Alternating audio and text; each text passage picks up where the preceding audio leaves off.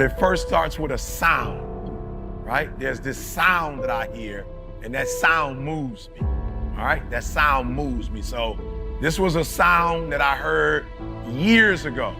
And there are times in my life where I just stop and I play this sound because it does something for me internally. It moves me. Write that down. The very first thing that needs to happen to you every single day is you need to be moved. You need to be moved. Whatever it is that you can do literally to incite it. Listen to me very closely. When I say find something that moves you, what most of you do wrong is you're waiting for something to move you. Like, be very intentional and very deliberate about moving yourself. That's number one. Look, the only difference between you and I is passion. That's it. Most of you are probably more intelligent than me in this room. You are. You're probably more gifted naturally than I am. But what separates us is that I'm moved. I'm intentional and deliberate at the first hour of my day of saying, E, let's go. So many of you are moving and you're moving on 70% or 80. So what happens to you is you're average or you're good, but you're not great or phenomenal. And if you can find whatever your greatness is and be that consistent. The problem with most of you, listen to me, the first thing is you are moved, but you're not responsible for your move. Everything is external that moves you. Now I want you to start moving yourself internally. I want you to be able to push your buttons. I want you to think about what level you want. Are you giving 90, 80, 70? Let's see what I'm saying for a minute. And most of y'all know me. You know me from where? Like, where would you know me from? Social media. Where would you know me from? Say it again. Social media. Yeah, I want you to pay attention to what I'm saying. Watch this. I get 120. So I just got up 12years ago to start getting online. It was a recession at the time. And I saw what was going on in America. I'm from Detroit. GM, Chrysler, Ford went down. People started going to the casinos, shooting themselves, killing themselves. I was like, I got a gift. I'm just going to get online and kill it. Every Monday I would get up. Thank God it's Monday. Kill it. Nike never sponsored me. Adidas never sponsored me. Under Armour never sponsored me. I get up every Monday and get a world something. Then it got crazy. I started meeting people and people be like, yo, E.T., what up? Thank God it's money. I'm like, ooh, they feeling this. So then I started doing it every day. And then I started realizing cats is really feeling this, and I started doing it 3 times a day. You wake up and get 3 videos from me, you don't pay a dime for it. That's 120. Ain't nobody paying me, but I'm giving it out. Year after year after year. Boom, commercials. Year after year, Meek like E, I want to put you on my album. Year after year after year, I'm international. Year after year after year, I'm putting in that work, and I wake up one day, and what number am I as a speaker? Am I number 10 in the world? Am I number 5 in the world? Just take a guess what number you think I am. Number 1 in the world.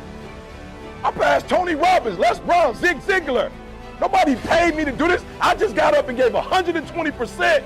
And when you give 120, that's what happened. You become number 1 in the world. I want to ask you a question, seriously. What percentage are you giving? So we're going to start here. You're like, yeah, I'm giving 120, bro. I don't got no more to give to Panthers. I gave everything I got. I have no more to give. Like, I really put 120 into this. Do me a favor, don't lie, because we're not giving out no awards for this. So raise your hand if you're giving 120.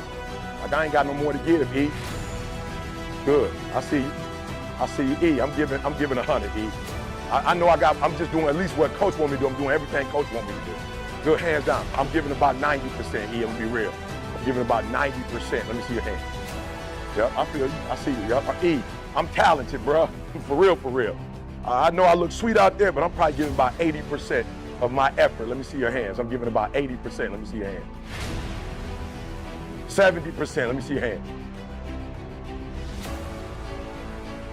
All right, let's go back, because I saw some people didn't raise their hands. So I'm like, you know what I'm saying? Well, let's go back again. Like, maybe you didn't hear what I said. I said, like, I need you for you, not for me. I need you for you to admit where you are. Because once we go back out, my goal is to come here and take you to that next level. So when I came after 212 and I came back, some stuff happened after the next year and the next year. And that's what we're hoping to happen again. I feel like Coach don't play with me. He bring me in when he know he got a good group, and they just need to make a couple adjustments and they go to the Super Bowl. So let's start all over again. You giving 120, bro, flat out. You ain't got no more to give. Let me see your hand. You ain't got no more to give. I see you. Yeah. Yeah. And I'm talking about that grind. I get that grind. I'm at schools. I'm going to prisons. I'm doing everything I can. And when I go to bed at night, I hear, well done, thou good and faithful servant. I hear it. In my head, I hear it. Like, yep, you getting it, son. Let's go.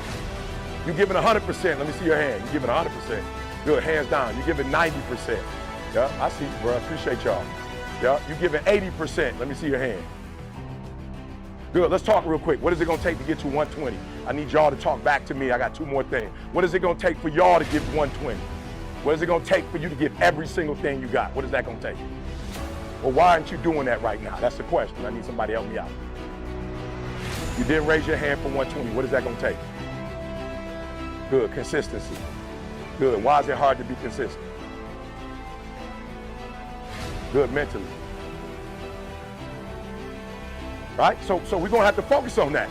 Like when you go back, that's why I'm asking the question. So I'm gonna get with Coach. We do some like mental stuff, right? I wanna help you because you gotta be mentally strong. So when I do my videos, like people ain't like, E fell off, where he at? No, since the time I did it to now, I've been #1 for the last 5-6 years. It's consistency. And so I gotta go to bed at a certain time. I gotta wake up at a certain time. There's certain things I can't eat, certain things I can't watch, certain things I can't do. You feel me? Why? Because I want this as bad as I want to breathe. Good. What else is keeping us from being 120? Good. It's got to be what? Good. Let's just be real. For some of y'all, okay, maybe you don't want to raise your hand, but for some of you, when you reach the goal, it was difficult for you to set another goal. Let's say it like that. Let's do this. Be honest with me. Raise your hand if you like, yo, E. I had a goal when I was young to get to the league, and I got to the league, and I'm going to be honest. I made it to the league, and that dog, I ain't got that dog like I used to have it when I was in high school or college. Let me see your hand, just be honest. It don't mean you ain't got that dog. I'm saying compared to when you was in high school and college and you was trying to get here, you might not got that dog like you had that dog here. Let me see your hand. And let me be real with you. I lost 5 aunts to cancer in the last 10 years. My mother-in-law was diagnosed with cancer. They sent her home. She just strong and she outlasted. My wife, MS, listen to me very closely. Life gonna go on regardless. I just want to make sure that the life we got left, that is sweeter than the life that if I would give up or if I wasn't focused and I wasn't doing what I was supposed to do. So when you've been with somebody since you're 16 years old and they got a chronic illness, don't you know it's easy for me to go drink? Now it would be easy for me to go drink too. It's rough. My life, it ain't what it used to be before she got sick. Like while God is blessing her, she still got MS. I lost 5 aunts to cancer. You don't think I could have smoked some weed? You don't think I should have took some coke? You don't think I could have got on drugs? You don't think I could have got with other women? Like, you don't think when I'm going through that pressure, I couldn't have broke? But you talked about it, mental toughness. It is in those times we have to be stronger than we've ever been before. Why? Because they need us more than they ever needed us before. And you guys are blessed in that you are the 1%ers. Now, many people want to be in your life who want the life that you have, and you got it, and you not taking it serious? Like, you know how many people would die to have this life? You know how many people would die to be on the field on Sunday? You know how many people would die to eat the way y'all eat? You know how many people would die to have the gear y'all got? You know how many people would die to get on these planes and travel the world? You know how many people would die to have your life, and you got it?